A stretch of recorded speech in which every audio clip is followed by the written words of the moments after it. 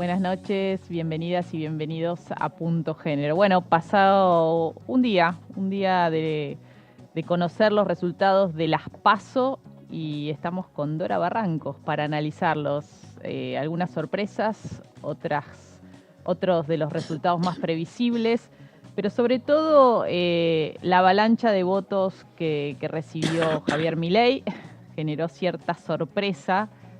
Algunas encuestas previamente señalaban que se había quedado en un techo que rondaba el 20% y finalmente fue una elección de tercios o de cuartos si pensamos ese porcentaje alto, esos 11 millones de personas que no fueron a votar. ¿Qué tal, Dora? ¿Cómo estás? Buenas noches. Gracias por haberme invitado. Bueno, quería escucharte. ¿Qué podemos pensar? ¿Cómo nos podés ayudar a pensar este resultado con un caudal tan alto de votos? Digo, resultado que mostró a Javier Milei como el candidato con más votos propios. Bueno, es muy compleja la situación, ¿no? Deberíamos seguramente disponer de muchísimo tiempo, trataremos de hacer. Tranquila, vamos. Sobre todo porque primero quiero autoimpugnarme y decirme que yo estaba en ese segmento de cierta apatía respecto de... Apatía no es el término. De cierto no querer reconocer el aumento, el volumen que iba teniendo este candidato, ¿no?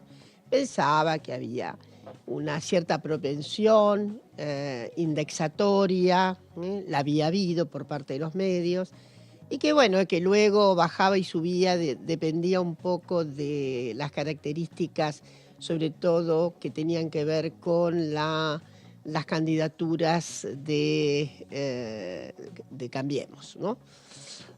Por lo tanto, después, había una circunstancia que me animaba a pensar que este volumen no iba a ocurrir, porque todas las provincias que habían venido teniendo elecciones, todas ellas tenían una muy baja representación de sus candidatos. Casi terceros, cuartos. Sí, creo que con mucha fuerza, por ahí alguna tuvo 12, 13%.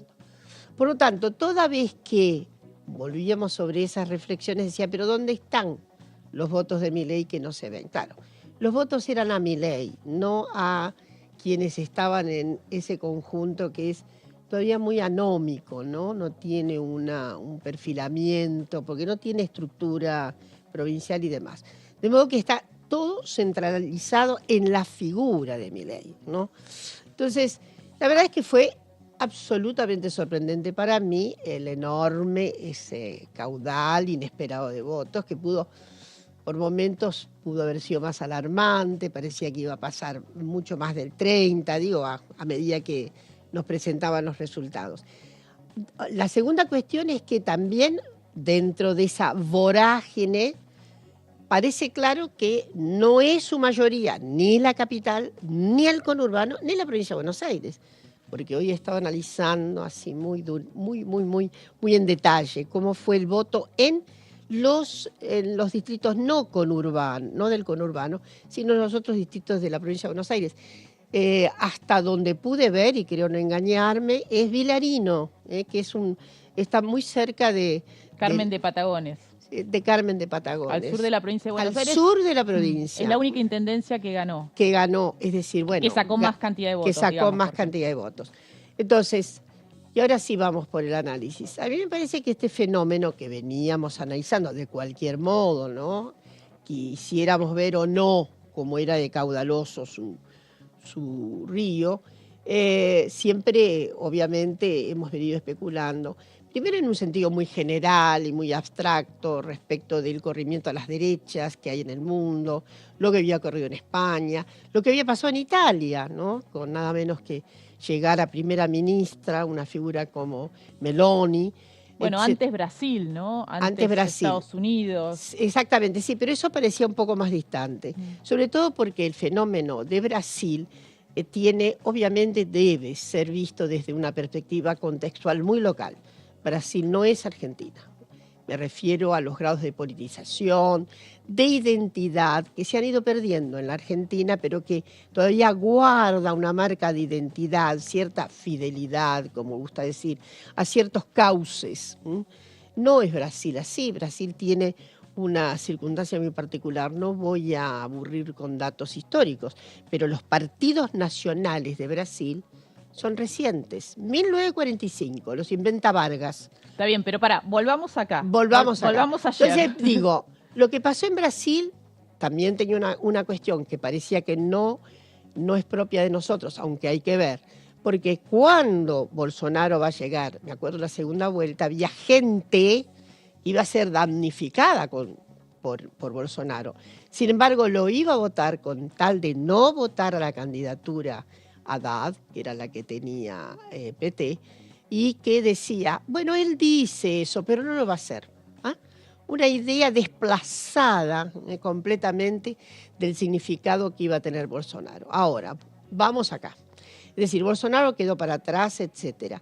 Sí, yo creo que la verdad es que primero hay que analizar que son varios públicos. Yo no creo que haya un único público, no puedo identificar un único público. Un perfil del electorado. ¿Decís? No es posible. A mí me parece que hay que distinguir, como corresponde a las ciencias sociales, hacer internamente digamos, hay cuestiones de edad, hay cuestiones de posición socioeconómica, hay posiciones culturales, en fin. Primero porque por dónde gana no es que gane, no está ganando la elección. Fue el candidato más votado. El candidato más votado. Hay que ser más, corregir esto, porque parece que Mendoza, toda la región que es muy conservadora, Tucumán, que es diástole y sístole, Tucumán ha elegido Bussi, por lo tanto, en fin, no es una... Y, en fin, Tierra del Fuego llama un poco la atención por muchas razones. Pero yo lo que diría es que hay que analizar mejor los públicos, ¿no? Y a mí me parece que es toda una tarea que tenemos dentro de las ciencias sociales y humanas. Porque a mí me parece que estamos llenos de conjeturas, ¿no? Hay una cosa conjetural todavía, ¿no? Hay hipótesis un poco erráticas.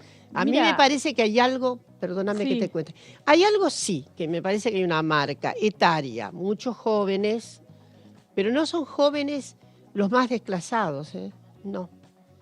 Son jóvenes que van a escuela secundaria. También hay un error en esto. Algunos análisis he visto que dicen, bueno, son jóvenes que están muy cansados del Estado. Cansados del Estado, tienen escuela pública, tienen la universidad pública al lado. No es por ahí tampoco. Hay tal vez allí en el grupo de jóvenes, que también habría que ver por provincias. Hay una especie de encandilamiento sobre lo que podría ser el efecto de bizarría. El señor Bizarro, TikTok, que hace que tiene una sensibilidad, sobre todo para jóvenes que no están contaminados con lo que podría ser un trayecto ideológico y político muy confirmado, ¿no?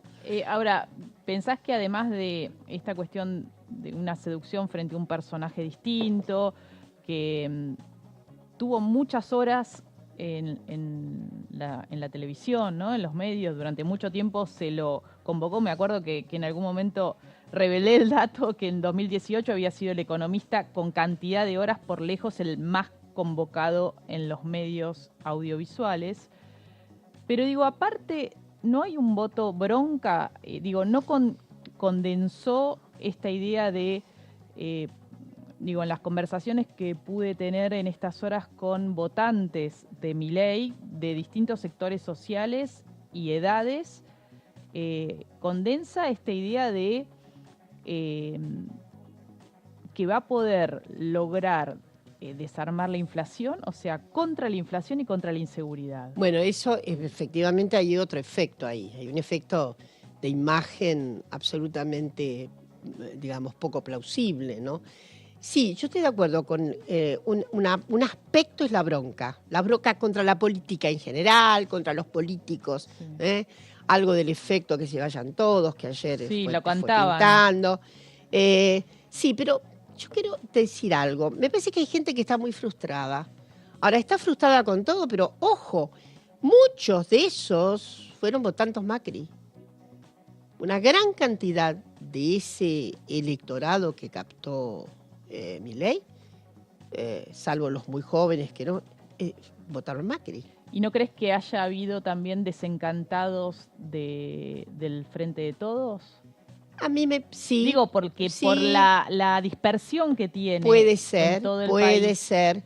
De todas maneras, lo que dicen así los análisis más, yo diría, conspicuos, razonables y sensatos, sí, hay una cierta fuga de quienes votaron Frente de Todos y que fue a parar a Milei. ¿Por qué no?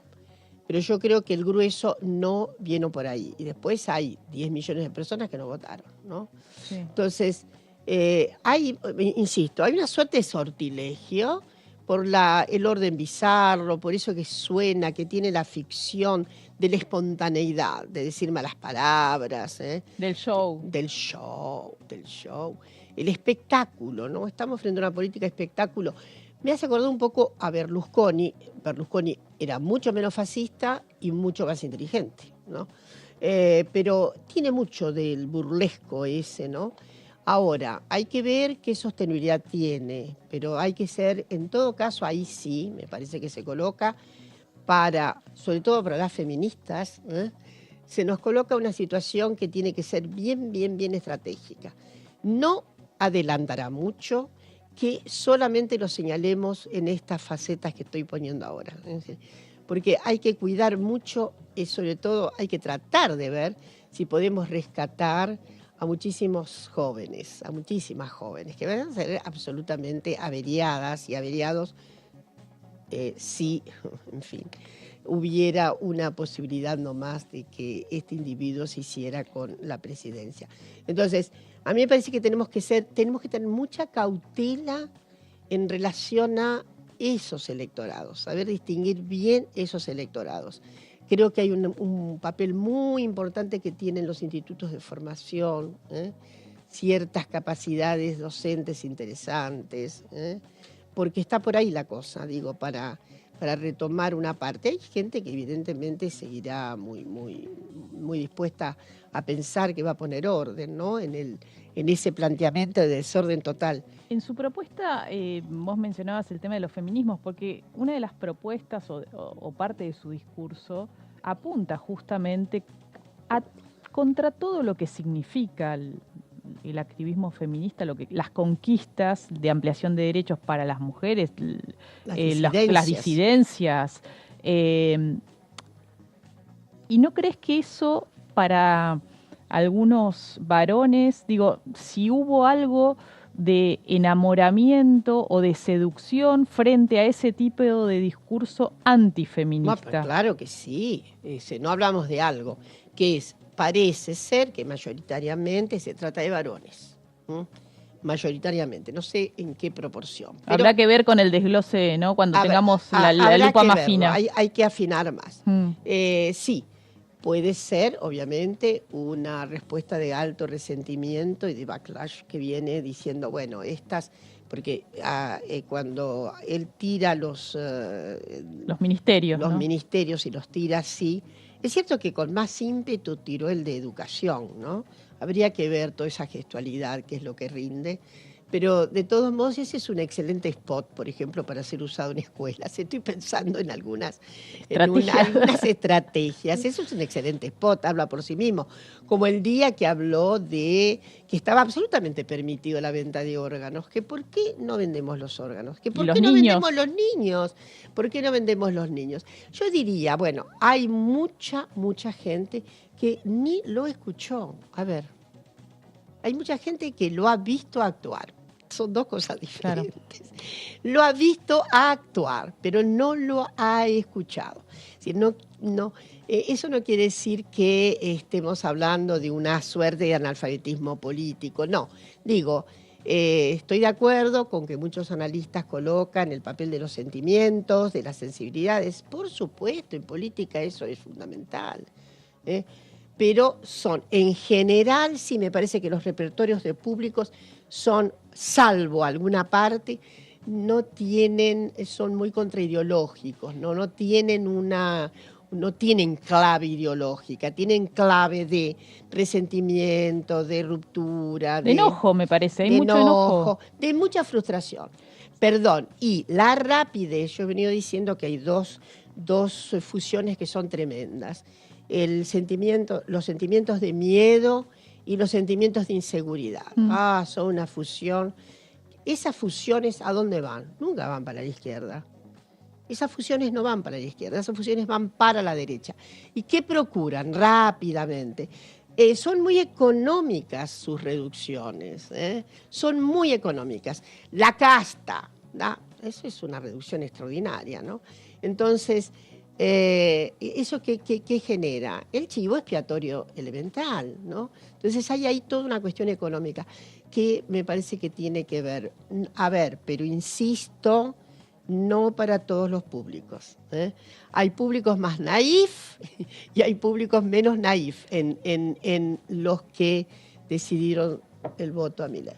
¿Y vos crees que se puede trasladar algunos de esos votos al oficialismo si se trabaja en territorio o hay que ir a buscar en todo caso, o el oficialismo tiene que ir a buscar a aquellos que no fueron a votar? Bueno, yo creo que tenemos una obligación pedagógica. A ver, yo creo que tenemos una obligación pedagógica. Quienes estamos apostando a transformaciones realmente profundas para dignificar la vida, tenemos una tarea. Las feministas particularmente, quienes obviamente apostamos a la dignidad de la vida, tenemos que tener una tarea pedagógica. Una tarea pedagógica quiere decir tener paciencia también, tener mucha paciencia. Por eso, tal vez, me parece que es un momento interesante para quienes ejercen la docencia en grupos de escuelas secundarias, y que están alarmados, preocupados, etcétera, y que están obviamente, con un miedo elemental acerca de retrocesos que serán evidentemente muy graves. ¿Cuáles son los riesgos de que un personaje como Milei llegue al gobierno efectivamente? El riesgo mayor es que, uno de los riesgos mayores es que a la suma de disparatadas cuestiones en materia de política pública se le va a agregar algo elemental, reacción, resistencia. Va a haber una, digamos, una imposibilidad de convivencialidad. Esto es lo que me preocupa además. Y te hago una pregunta más. Retrocesos reales Sí. son capaces de poner inclusive un decreto con relación, por decreto, no lo pueden hacer, pero en este país han ocurrido que por decretos se bajaran leyes, vamos a recordar. Por un decreto ley se suspendió sine die en 1956 nada menos que el divorcio vincular. Así que la ley de medios. Bueno, yo pienso que, sobre todo la vicepresidenta en ciernes es absolutamente contra el aborto. Así que una de las medidas que puede llegar a tomar, ¿te imaginas? Un decreto ley que diga suspensión de la ley del aborto. Bueno, estoy imaginando Dante, el infierno. Pero bueno, yo digo que sí tenemos que ocuparnos. En vez de estar tan preocupadas, tenemos que ocuparnos de ver cómo hacemos, sobre todo para limitar en una expectativa muy esperanzadora, ¿no? Muy didáctica, muy pedagógica, de ver si podemos incidir sobre algunos grupos. Sobre todo los grupos de mujeres son menos, pero hay algunas. Y la última, Dora, ¿no crees que hace falta una autocrítica de la clase política? Porque el discurso de Milei es justamente esto, ¿no? Anticasta, que se vayan todos, y una falta de, tal vez, sensibilidad de los candidatos para interpelar los problemas reales que hoy manifiesta la mayoría de la gente. Yo te diría sí y no, ¿no? Probablemente sí, autocrítica es necesario hacerla, desde luego. Ahora, el panorama en realidad de impugnación que se hace tiene un tono de abstracta consolidación, todos son iguales, ¿no? Entonces es como, cuando te encuentras con el todos son iguales, ¿no? La impugnación es de todos los políticos, todos. Por supuesto que Milei ya forma parte articulada de la casta, ¿no?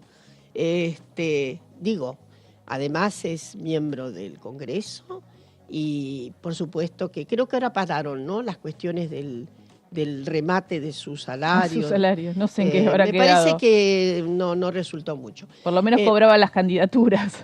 Bueno, Pasó, exactamente. pasó digo, si hay para el otro lado.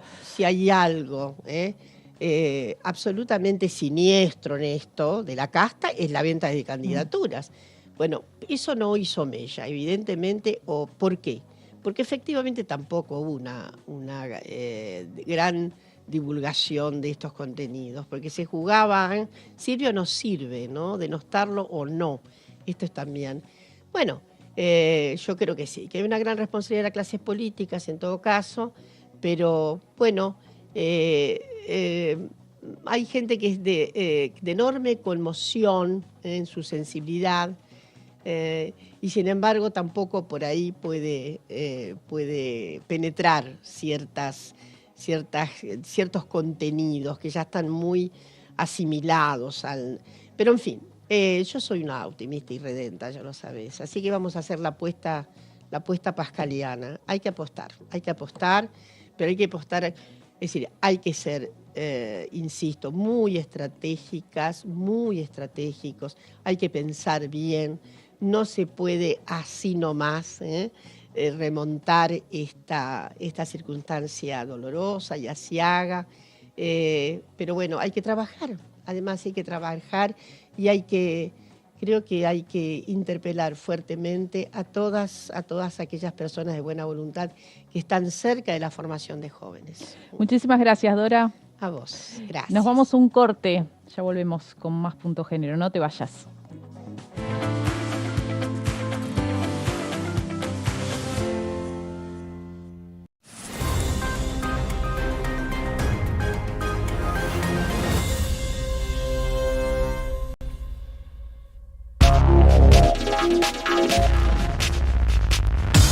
DTV es información, es diálogo y es análisis.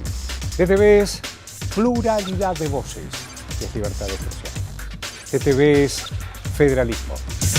DTV es todo lo que un país en democracia tiene que ser. DTV es tu voz en el Congreso. Este 2023 seguí eligiéndonos. DTV, el periodismo en el Congreso.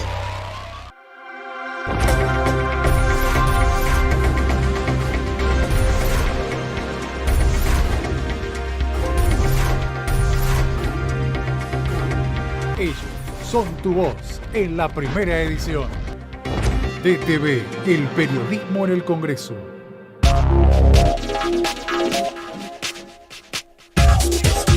DTV es información, diálogo, análisis. DTV es federalismo, libertad de expresión, pluralidad de voces. DTV es todo lo que en democracia un país debe ser.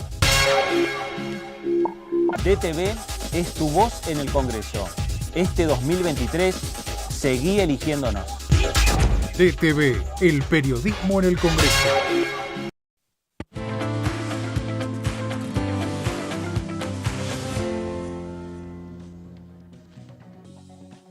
Bueno, nuevo bloque de Punto Género. Tenemos a dos invitadas, las teníamos previsto para seguir hablando, como hacemos acá en el programa, el seguimiento del proyecto que tiene que ver con la ampliación de las licencias parentales. Estamos con Yamile Sokolovsky, ella es secretaria de género de la CTA, de Les Trabajadores, así se presenta, y además es secretaria de Relaciones Internacionales de CONADU. Y además estamos con Claudia Lázaro, que ella es secretaria de Derechos Humanos del Sindicato de Curtidores y tesorera de la Federación del Cuero.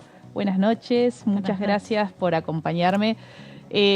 Antes de meternos con el tema licencias, pregunta de coyuntura, ¿no? ¿Cuál brevemente cada una, qué análisis hacen de los resultados de ayer de las PASO? Bueno, creo que estamos en pleno análisis del resultado de las PASO, bueno, en todas todas las organizaciones y en las organizaciones a las que pertenecemos en particular, porque creo que el resultado, por supuesto, es preocupante, nos ocupa, nos importa poder interpretar con claridad el mensaje, como le llaman, el mensaje de las urnas, pero también no tiene una lectura sencilla, ¿no?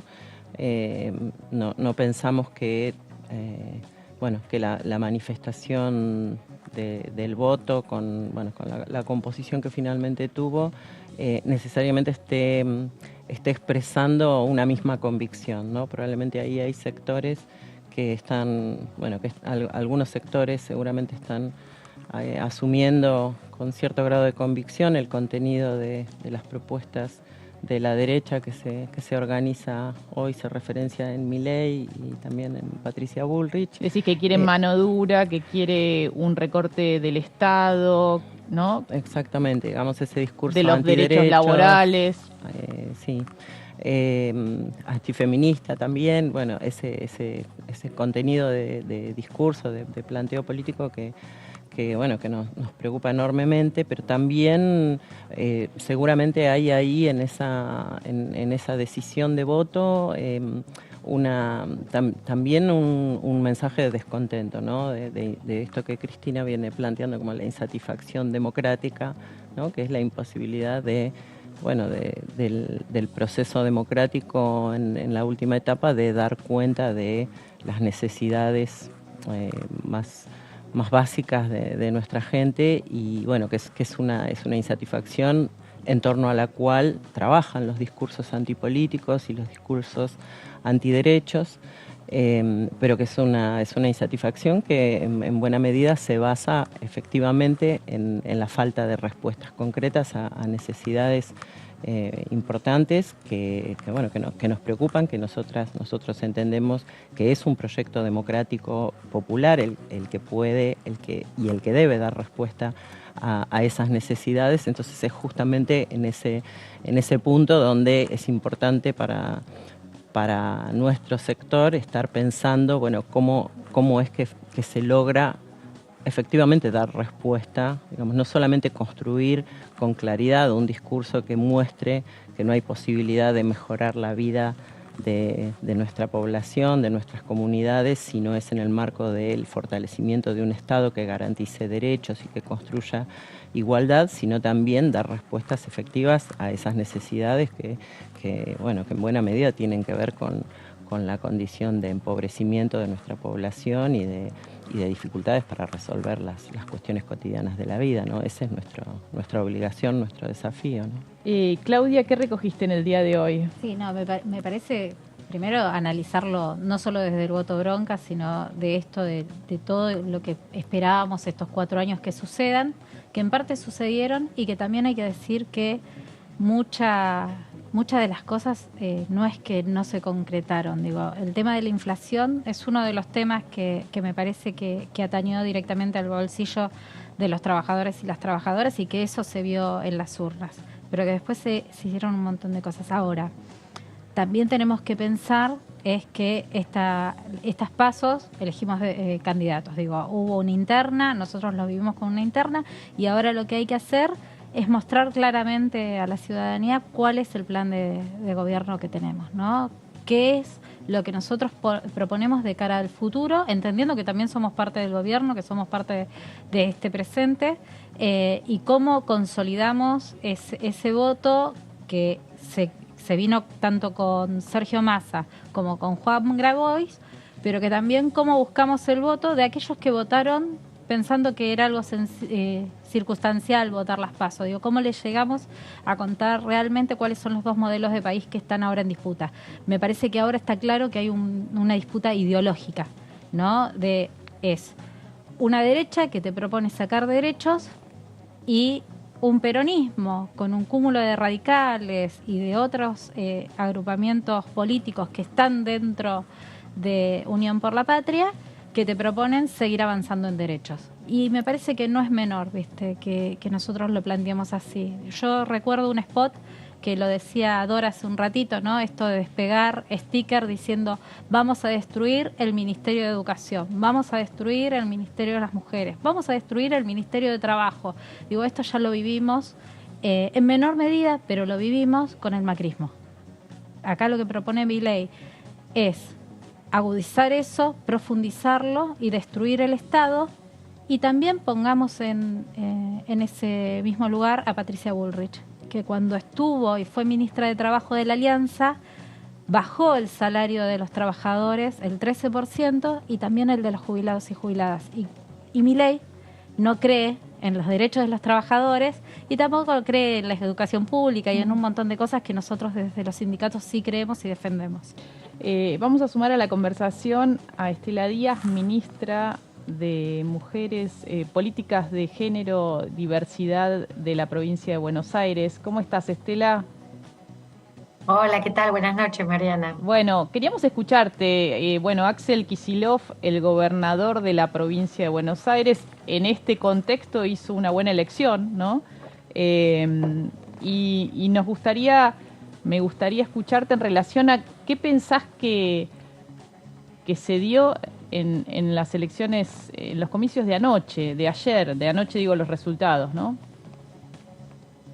Bueno, mira, recién las escuchaba a Yamile y a Claudia analizando un poco lo que venimos conversando todas, porque si bien había una sensación general de que era muy difícil predecir lo que iba a pasar, algo estaba ocurriendo en la relación entre la política, que está siendo su principal propuesta electoral, porque además sabemos que las elecciones ejecutivas siempre tienen un comportamiento distinto que las legislativas. Bueno, estás eligiendo intendentes, intendentas, gobernadores, presidentes. Y que era muy incierto, ¿no? Que se nota que hay enojo, que hay desinterés. Todas las elecciones que ya hubo bajó muchísimo la participación, incluso en las primarias es más baja, ha sido bastante baja también.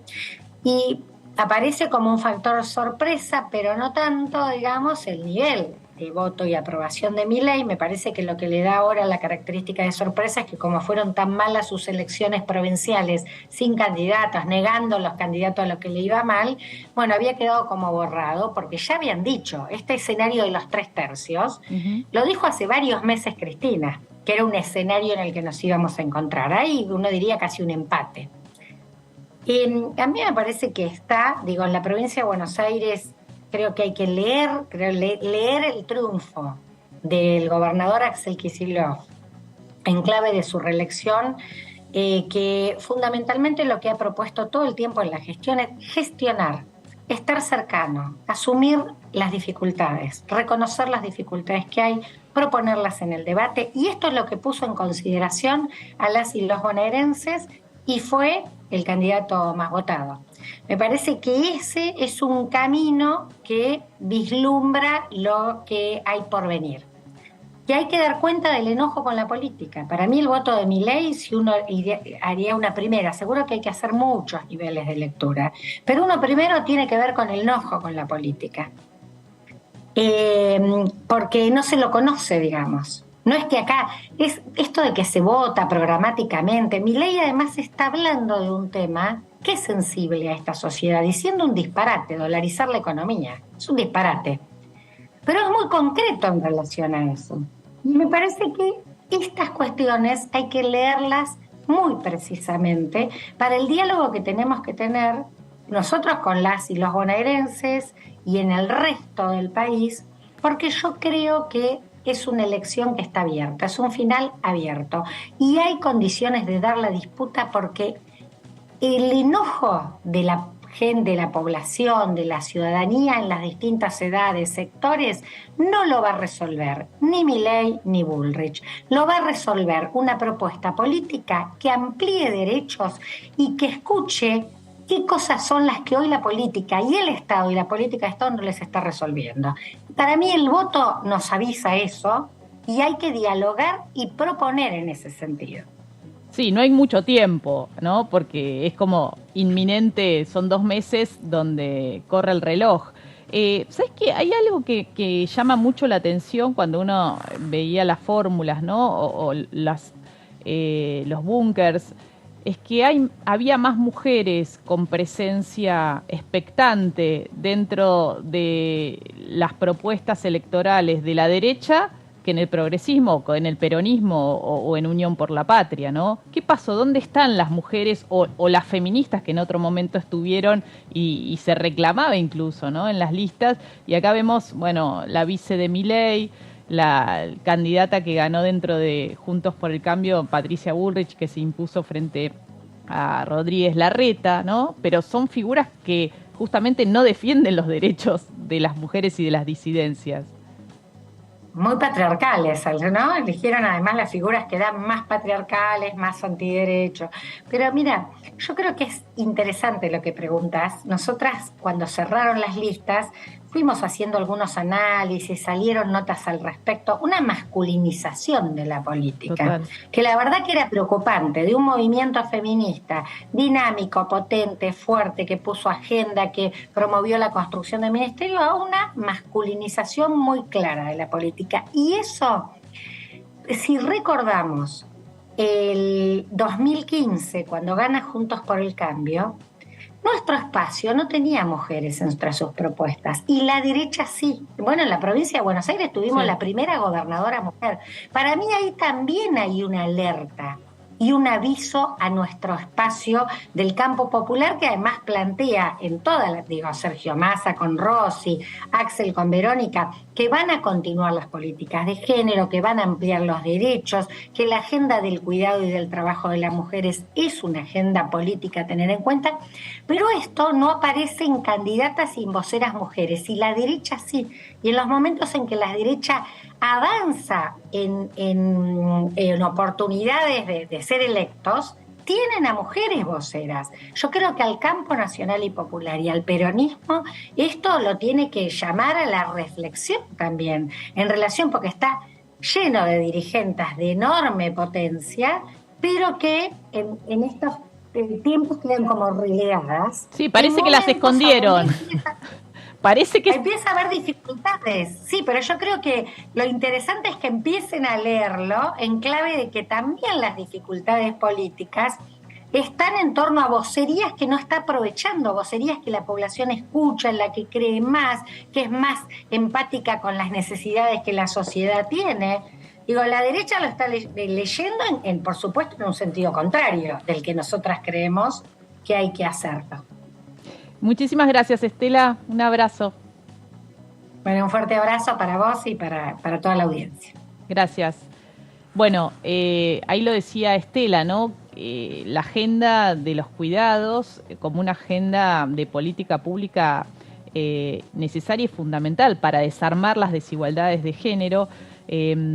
Y para eso queríamos hablar con Yamile Sokolowski y con Claudia Lázaro, que están acá, porque participaron de estas audiencias públicas que se están haciendo en las comisiones de legislación del trabajo y de mujeres y diversidades acá en la Cámara de Diputados. Viene lenta la discusión, un proyecto que había mandado el Ejecutivo el año pasado, que se suma a la discusión con más de 40 proyectos que ya había acá en esta Cámara, que tiene que ver con esto, ¿no? Con la ampliación de por un lado, las licencias parentales, uno lo pone en esos términos y son otras más, y crear un programa nacional de cuidados. Tenemos una presentación y ahora estamos ya con nuestras invitadas.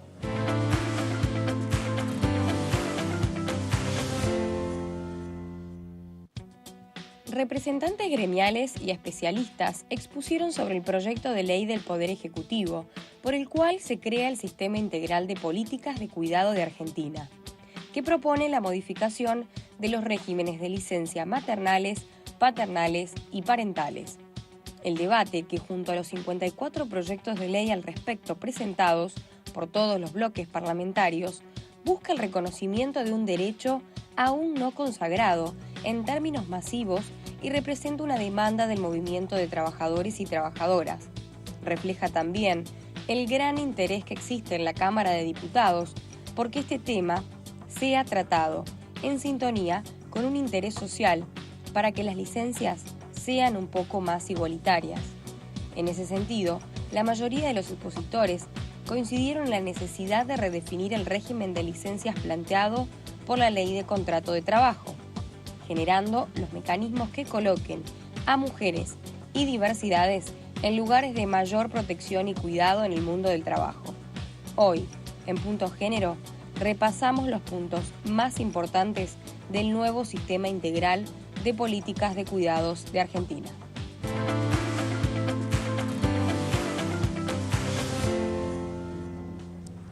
Bueno, ¿creen que hay posibilidades de que salga efectivamente este año el proyecto? Se dividió, ¿no? Por un lado está la ampliación de licencias y por el otro lado el programa integral de cuidado. Ya eso, digamos, se está hablando de dos proyectos.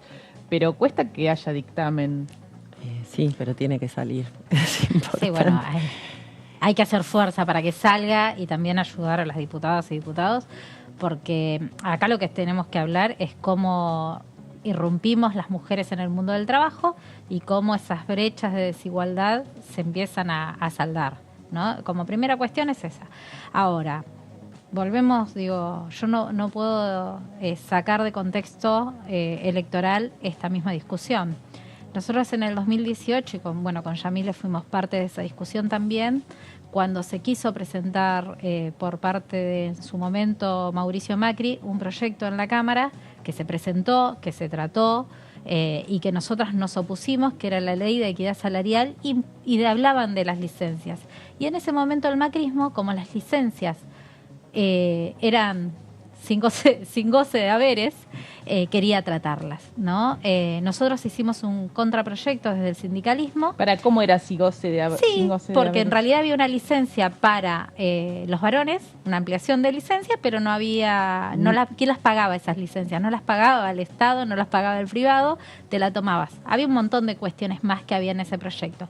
Ese proyecto después pasó, o sea, nosotros hicimos una presentación del proyecto con las diputadas y diputados del bloque sindical dentro del Frente para Todos, pero decíamos que ese pedido de ley en su momento del macrismo, que decía con un nombre muy lindo, que decía equidad salarial, lo que decía es retroceder los derechos de las mujeres y las diversidades.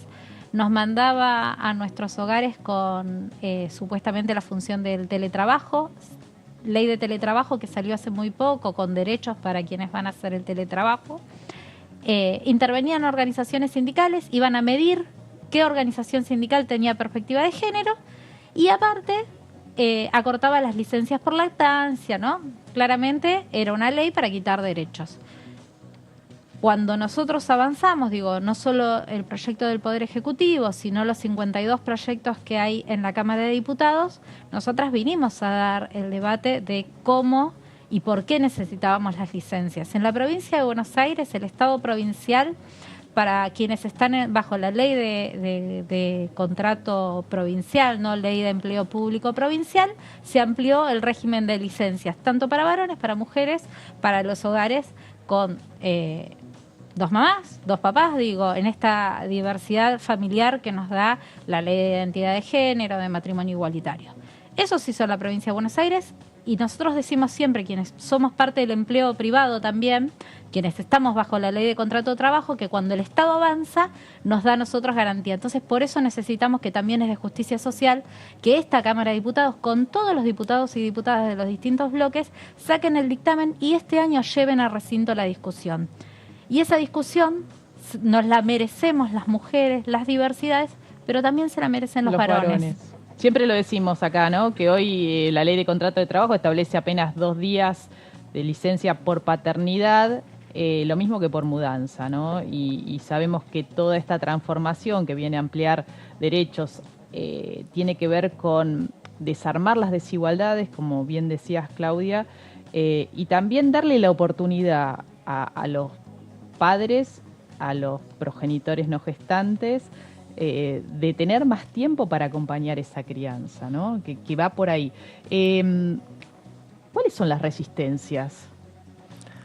Bueno, creo que hay muchas, porque como decía Claudia, esta no es una discusión nueva, ni siquiera es una discusión que empieza con la presentación del proyecto Cuidar en Igualdad, sino que, los militantes sindicales lo venimos planteando desde hace muchos años y en distintas ocasiones, también tratando de construir un debate que abarque el amplio mundo del trabajo de cuidados, ¿no? Porque nosotras siempre insistimos en que es importante reconocer que cuando hablamos de los cuidados y de la necesidad de generar una reorganización de los cuidados en nuestra sociedad en clave de su democratización y de la generación de corresponsabilidad, pero además de condiciones que garanticen el derecho a recibir cuidados, el derecho a cuidar y el reconocimiento de que los cuidados son un trabajo, que es una cuestión, como también decía Claudia, absolutamente decisiva para poder avanzar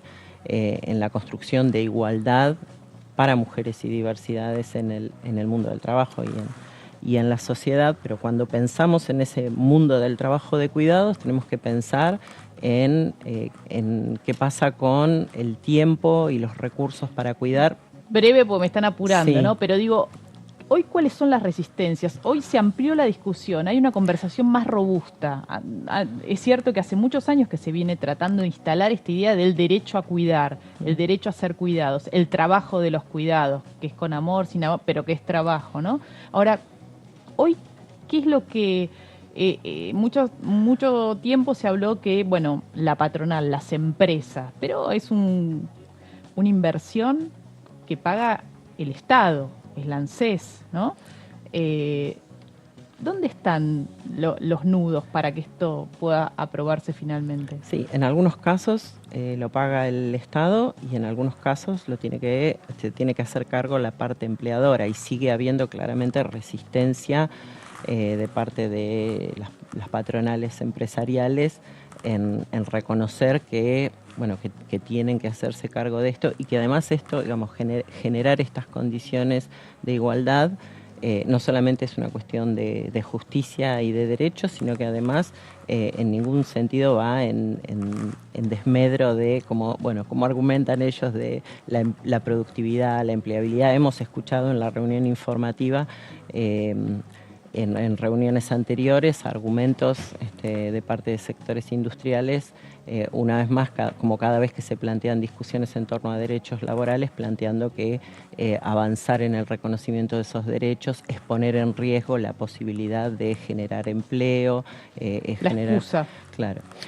generar obstáculos a la formalización del empleo, todo lo contrario desde nuestro punto de vista. Entonces esa es una resistencia importante, y también creo que todavía es importante avanzar en la generación de conciencia en nuestra sociedad en relación a la relevancia que tiene este tema, ¿no? Que cuando estamos hablando de este tema estamos hablando de condiciones para una vida mejor, como también decía Claudia, para mujeres, diversidades, para varones, para todas las condiciones sexogenéricas, para el conjunto de nuestra población. Bueno, habrá que explicarlo bien, ¿no? Porque a veces es un tema que cuesta explicarlo. Un chiquitito. Chiquito, porque me tengo que ir a un corte.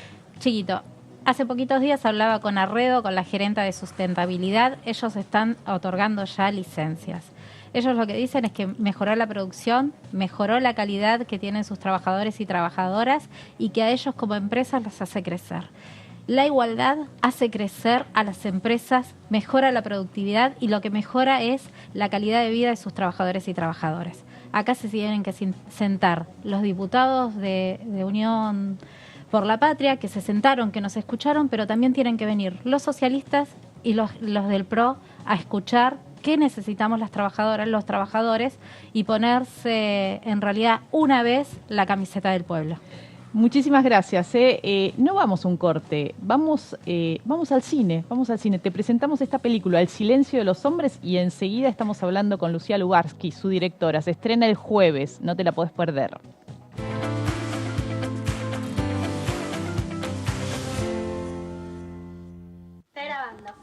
Buenos días, ¿cómo le va?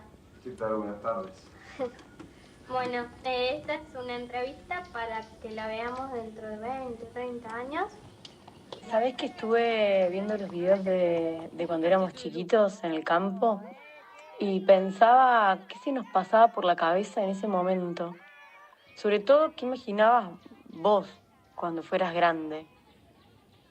Mi vida era el campo, mi ecosistema era el campo y mi realidad era el campo. En nuestra familia estuvo la expectativa de esta cosa de que se pase a la siguiente generación. Como esa siguiente generación siempre era masculina. Si yo te digo la palabra varón, ¿qué descripción se te viene?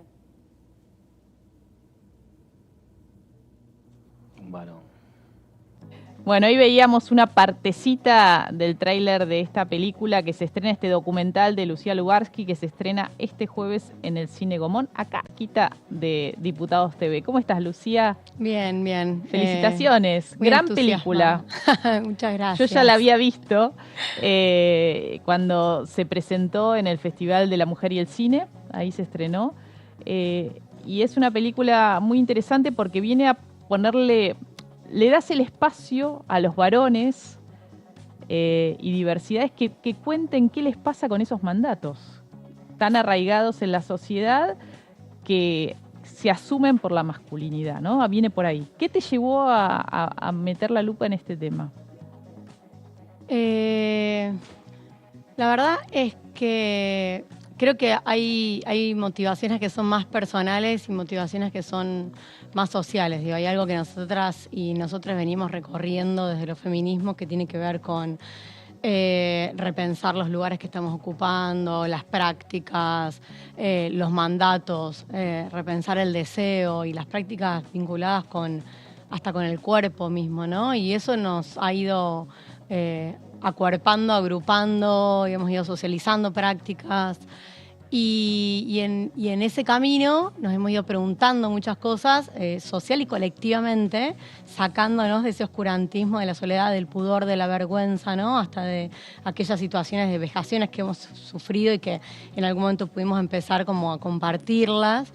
Y en ese tránsito muchas veces me encontré preguntándome, no sola, sino más bien colectivamente, qué estaba pasando con los varones. O sea, qué cosas estaban pudiendo preguntar respecto de sus lugares, respecto de sus deseos, respecto de cuánto había de lo que ejercían, cuánto había por mandato, cuánto había por deseo y cuánto habían podido poner en cuestionamiento.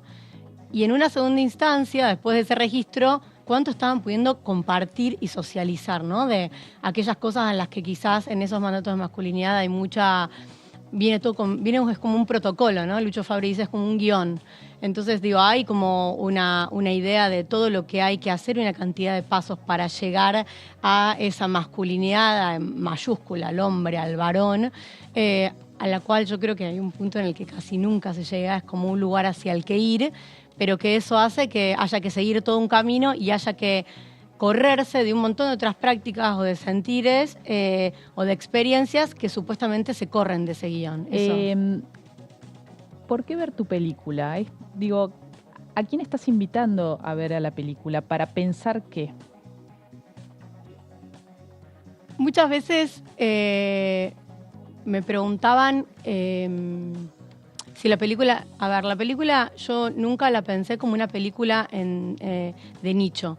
Quiero decir, a mí me interesaba, nací en el campo, en la película eso se cuenta bastante, ¿no? Sí, porque aparte está tu papá, está tu hermano, ¿no? Digo, la película empieza un poco indagándoles a ellos sobre lo que es ser un varón, ¿no? Uh-huh. Sí, ese punto de partida creo que un poco habla desde donde yo pienso la película y quizás para personas... Lo pienso ahora, para personas que ya se hicieron un montón de preguntas, quizás esta película les resulte como primaria, decís, bueno, pero yo ya desandé tantos caminos, ¿no? Pero a mí me parecía interesante poner la experiencia en primera persona y contar un poco también esta historia de mi viejo y de mi hermano, que como ellos dicen, son personas muy comunes, ellos dicen de sí mismos, y me parecía que desandar esos caminos de todo lo tácito que hay, todo lo no dicho que hay, sobre todo en la relación vincular entre varones, entre amigos, entre padre e hijo, creo que en realidad es algo que nos atraviesa a todos, digamos, porque tenemos amigos, tenemos hermanos, tenemos parejas, tenemos hijos. Entonces, yo lo que sí quería era que personas que quizás no habían aterrizado a esas preguntas pudieran verlo sin sentir una reactividad, ¿no? Como que de repente la película aborda distintas experiencias de masculinidades, digo, no hay solo varones cis, hay varones trans, hay varones hetero, hay varones gays, pero me parecía interesante el punto de partida de la familia porque es como que de alguna manera entra desde un lugar en el que todo parece relativamente conocido, amable, tradicional, y hay un punto en el que la película va quizás un poco corriéndose de ese lugar e invitando a incomodarse, que es un poco a incomodarse y a preguntarse, que una pregunta te lleva a otra pregunta. Interpelar al espectador. Jueves a las 19 horas en el Cine Gomón, acá en Avenida Rivadavia, frente a la Plaza de los Dos Congresos, se estrena El silencio de los hombres, de Lucía Lubarsky. Ahí está la invitación. Gracias por venir. Gracias, Marian, por Nosotras acompañarme. y nosotros nos volvemos a encontrar próximo lunes, como siempre, acá en Punto Género. Buena semana.